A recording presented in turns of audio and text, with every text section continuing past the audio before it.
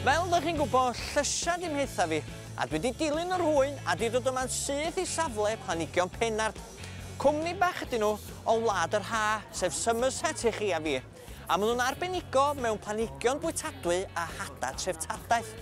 A mae'r cwmni wedi cynllunio gardd fechan a'r rhandir yn arbennig i'r sioe i geisio cael mwy o bobl i dyfu llysiau hunan ac i fod yn fwy hunan gynhaliol. Rhywbeth da ni gyd y gefnogi ar Byw Yn Yr Ardd. Felly, anig a spec bach.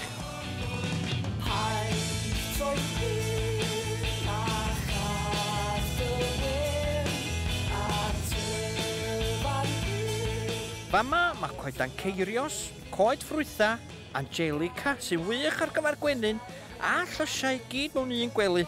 Does dim angen llawer o le i dyfu tipyn o bopeth. Hefyd mewn gwely llai byth, beth am berlysia o gwmpas coedan ceirios. Mae coesyn y goedan yn ddigon tal i adael digon ola i'r planhigion sy'n tyfu o dani.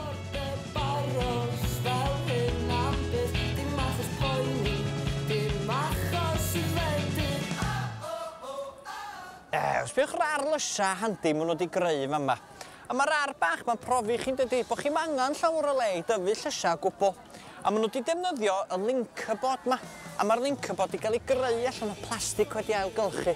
Dwi'n siŵr sa hwnna'n handi mi ar y patch.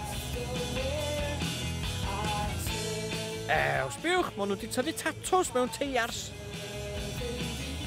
A maen nhw'n arbenigo mewn tyfu coed ffrwytha meddal mewn ardal bach.